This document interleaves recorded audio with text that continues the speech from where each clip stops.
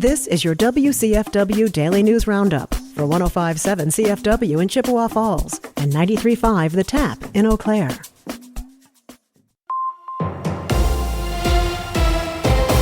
For 105.7 CFW News, I'm James Kelly. The Dunn County Highway Department is hoping to construct a new storage facility over the coming years. Highway Department officials say their current facility was built over 40 years ago and no longer has the capacity to hold the vehicles and equipment needed to manage roads during the harsh winter months. With that limited capacity, some vehicles and equipment must be left outside year-round, leading to additional weather-related wear and tear and overall higher maintenance costs as a result of that damage. The Highway Department proposal calls for the construction of a $17.5 million storage building as well as some renovations to convert the existing building into a mechanic and welding shop. The Dunn County Board has already approved beginning the design portion of the project next year, but a decision on whether the full project will go forward will not be made until the capital budget is finalized in November. If approved, construction on the proposed 72,000 square foot facility would begin in 2028. More information on the proposal is available on the Dunn County website. The Royal Credit Union Foundation has announced a significant donation to support the efforts of the new Day Resource Center in Eau Claire. According to a press release, the foundation has contributed $100,000 to Western Dairyland Economic Opportunity Council's One Better Way campaign. The campaign seeks to raise a total of $6.4 million to cover the development of the Day Resource Center that opened earlier this year and its ongoing operations to assist unhoused individuals. Organization officials say they're about $1 million away from that goal. The Pablo Foundation has awarded significant grant funding to support a local youth mentorship program in Eau Claire. According to a press release, the Pablo Foundation awarded a grant of over $35,000 to Tandem Mentorship, allowing the organization to expand its youth accountability and restorative services programs. The organization seeks to help young people develop the skills needed to address conflict and develop more positive relationships. The funding will be used to improve volunteer coordination and community outreach. For 105.7 CFW News, I'm James Kelly.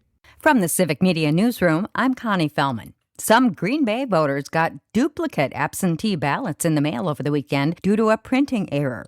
The city sent out an alert that the clerk's office mailed just over 5,000 absentee ballots on Wednesday and Thursday for the August primary. On Saturday, they say staff discovered some voters received a duplicate ballot. The city is mailing letters to each affected voter. Green Bay City Clerk Celestine Jeffries issued a statement saying in part, quote, "I regret the printing error that occurred. I assure our voters that only one ballot per eligible voter will be tabulated." Jeffries encouraged anyone with questions to contact the clerk's office directly.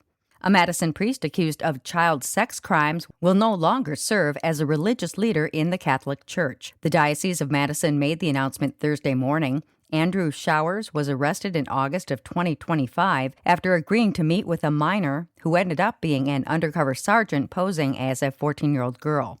In a letter from Bishop Donald Hying, he explained that Showers petitioned for a dispensation from his priestly obligations with Pope Leo XIV, granting the petition. Showers cannot be referred to as father or reverend, wear the Roman collar, or perform acts of ministry.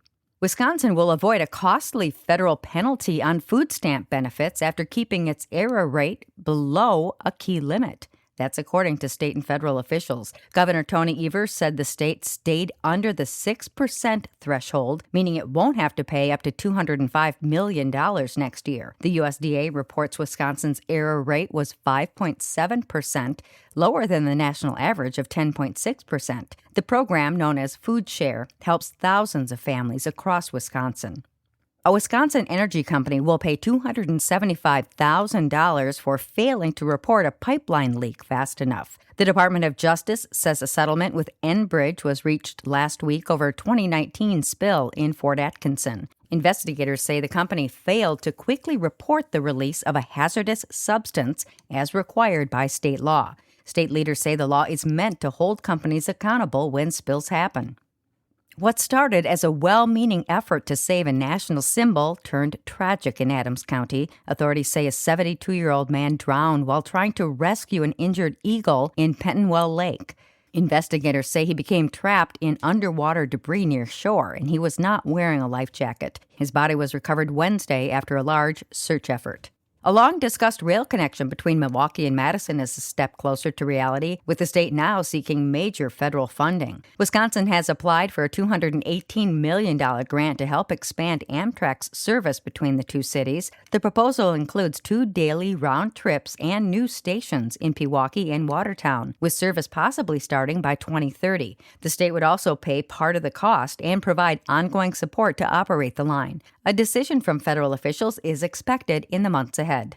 Get ready to feel like it's 100 degrees or higher outside with the heat and humidity headed our way. More than half our state is under an extreme heat warning from the National Weather Service, starting at noon today until Tuesday evening. Health experts say heat-related risks like heat exhaustion and heat stroke become much more likely under these conditions. They recommend drinking plenty of water and try to avoid being outside during the hottest time of the day between 10 a.m. and 4 p.m. If you do have to be outside, make sure to wear light, loose clothing and take breaks from the heat often.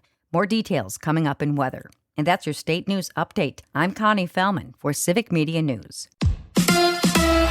The Brewers homestand continues. Hi, I'm Mike Clemens with sports from American Family Field, where the Brewers opening a 4-game series tonight against the Reds. The Crew with a long stretch to the All-Star break. Yesterday, they lost to the Cubs 4-3 in extra innings before another sold-out crowd of over 42,000 in Milwaukee. I spoke to Craig Counsell in the visiting manager's office after the Cubs won the series 2-1. I've always said this. I've said this for the last 20 years. Is that like this? It's unique when you go to a stadium that kind of feels like fans for both teams, that those are always unique atmospheres. It almost feels like there's more people here because there's always cheering going on. Like we played well. We played a fun series, and it's a really good baseball team. Now, Brewers manager Pat Murphy, recovering from back surgery last week, left the ballpark right after the game. Brewers hitting coach Jason Lane. We have a collaboration of guys, and Murph's still around, and the situation he's in trying to recover and stuff, I think it's went as smooth as it could. With sports, I'm Mike Clemens. It is going to be sunny, breezy, hot, and humid today. Our high right around 96 with a heat index 100 to 105 this afternoon. Tonight, a few scattered thunderstorms after midnight. Our low 77 tomorrow. Mostly sunny, scattered afternoon storms. Another muggy day, 95. I'm meteorologist Sean Cable. Right now, it's 80.